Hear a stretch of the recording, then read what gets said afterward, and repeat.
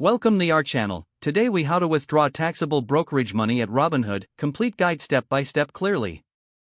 To withdraw taxable brokerage money from Robinhood, begin by opening the Robinhood app on your device. Log into your account using your credentials. Once you are logged in, navigate to the Account tab at the bottom right corner of your screen. In the Account section, find and select the Transfers option. Next, tap on Transfer to your bank. You will see your available balance and any pending transactions. Enter the amount of money you wish to withdraw. Select the bank account you want to transfer the funds to. If you haven't linked a bank account yet, you will need to do so by following the prompts. After selecting your bank account, review the transfer details. Make sure that the amount and account information are correct. Confirm the transfer to initiate the withdrawal process. You may receive a confirmation message indicating that your transfer is being processed. The funds will typically take 1 to 3 business days to appear in your bank account.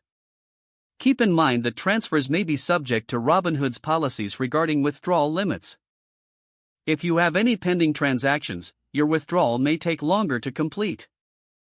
Once the funds are in your bank account, review your transaction history for confirmation.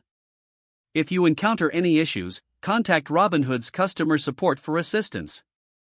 You are now equipped to withdraw taxable brokerage money from Robinhood with ease. If the page does not load, refresh the browser or try again in a private or incognito window. Make sure you are using the correct email address, then retype it carefully to avoid small typos. If your password is not accepted, use the reset option and create a new strong password you can remember. Check your spam folder for verification or security emails, then complete any requested confirmation steps.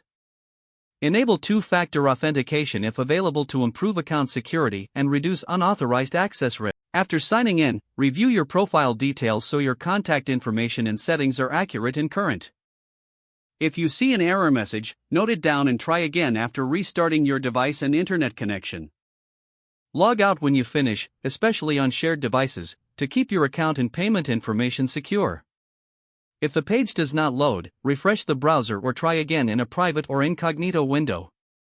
Make sure you are using the correct email address, then retype it carefully to avoid small typos. Don't forget to like this video and subscribe to our channel for more step-by-step tech guides.